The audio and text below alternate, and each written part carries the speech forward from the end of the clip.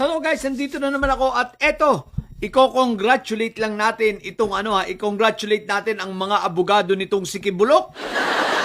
Sino ba mga abogado ito? Siyempre, kasali si Topak Show, si Attorney Toron. Congratulations sa inyo ha! Ang galing nyo talaga. Bakit? Eto, basahin natin ha. Ang sabi rito, Court orders preservation of Kibuloy's bank accounts, assets, aircraft. Ayan o, Makati has ordered the preservation of Kingdom of Jesus Christ founder Pastor Apollo Kibuloy assets in favor of the government. O, di ba? Nag-issue na ng APO. O itong yung APO anong tawag dito sa APO? Preservation of assets, no? Ano ibig sabihin nito guys? So kukunin ng gobyerno at sa pangangalaga ng Regional Trial Court ang mga assets ni Kibuloy at alin-alin ba ito? Tingnan natin.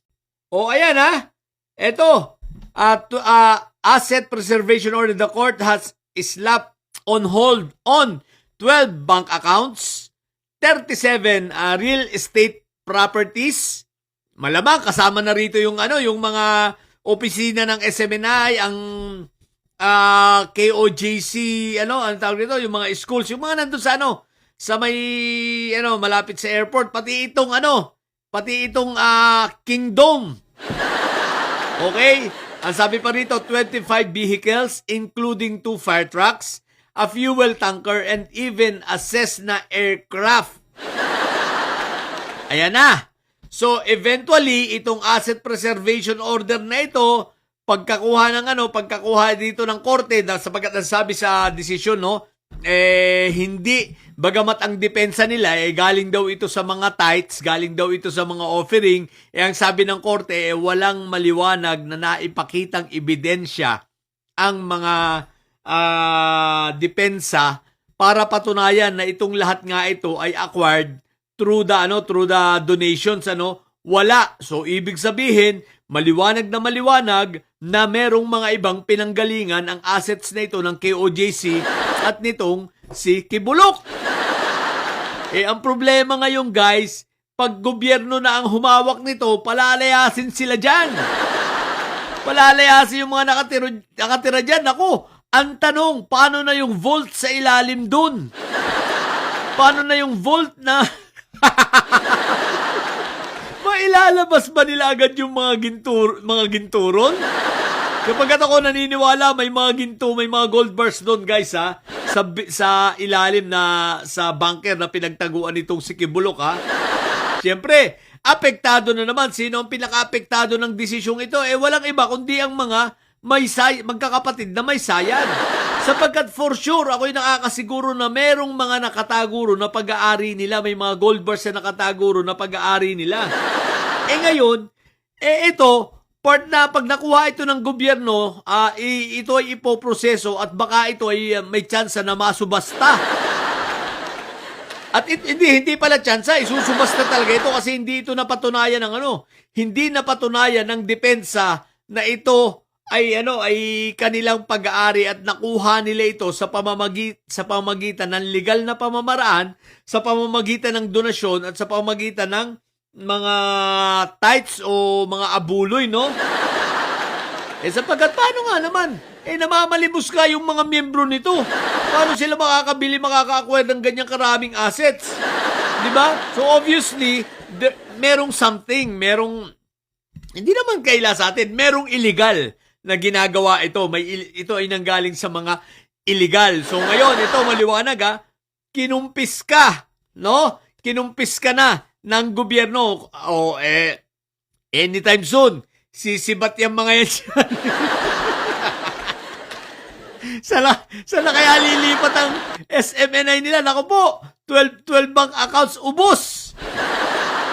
Tapos yung mga assets, mapapalayas yung mga yan dyan. Mapapaalis na sheriff yan.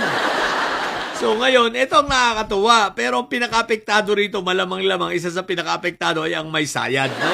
May sayad siblings. Paano nila ngayon aalisin? Paano nila itatransport ngayon ng ng pasekreto yung mga ano. Sa bagay, pwede nila ipatransport yun agad-agad, no? Forthwith. Baka nga nawala na yun doon, baka nga na ipatransport na, di natin alam, no? Baka na pagkukuhanan nila. Anyway, importante at least ito ay mapupunta na sa gobyerno at magiging pera ng gobyerno. Kawawa naman talaga. Minamalas-malas talaga, no? Inulan ng kamalasan itong mga didilis, no? So, ano na? So, topak show. Sabi ko sa'yo, dami mo kasing iniintindi kung ano-ano mga pinag-iintindi mo. Yan tuloy, talo na naman si Kibuloy. Sabi ko sa inyo, tabla talo itong mga to.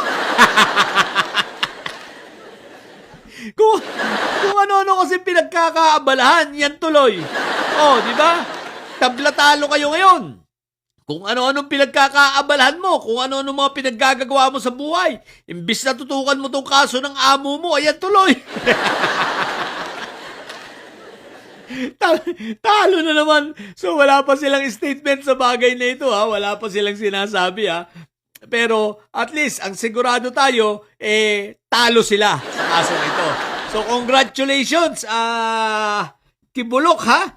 At kita mo naman, pero sila Inday Sayad, yun nga, kung hindi pa dito na ililipat yung mga gold din nila, naku po, Rudy, sigurado paspasan ng mga ito. Paspasan na ito sa paghahakot ng kanilang mga kayaman doon. Pero ako na, sa tingin ko, nakuha na nila yan, simula nung mahuli pa lang siya, no? Anticipated na nila, simula nung pagkahuli ni Kibulok. Palagay ko, hinakot na nila lang hinakot yun kasi nga, siyempre, kumbaga, na-anticipate rin nila na, oy, baka ito'y raid din, baka hinga ng search warrant, no? So, palagay ko lang. So, wala na rin yun dun. No? Di bale. Importante, at least, nalugso na ang kulto. Wala na. Ang KO. Nauubos na pati ang miyembro nito. Wala na. Wala nang bisa. Wala nang lakas. No? Ang matibay na lang ritong nagpapaloko pa. Pero bakit nga ayaw magpamiyembro ng mga bayoteros? No? Oy, bayoteros! Bakit ayaw nyo magpamiyembro sa KOJC, di ba? Sabi nyo, naniniwala kayo dyan sa KOJC. Ba't hindi kayo magpamiyembro dyan? Bayoteros, ito si J. Ducleng. Di ba? Dapat mga miyembro kayo dyan. Dahil kayong mga, anong tawag ron? Mga diehard dyan Tapos, hindi kayo miyembro. Hindi kayo naniniwala kay Kibulok. What the heck? Talagang pera-pera lang. So, yun lang. Wala na. Ubus na. Paubos na paubos ng SMNI at ito pa, na hindi na ito freeze, hindi na freeze. Talagang preservation order na ito, kukunin talaga ito ng gobyerno, no?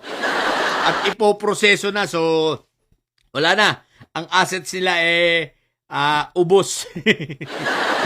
So again, congratulations, Topak Show, Atty. Toron, ang galing nyo talaga. Sa mga bobot didilis dyan na may sayad, ang tatay nyo ay karton, okay? Manatili kayo mga bobot may sayad sapagkat ang may sayad ay lagi high blood. Bye!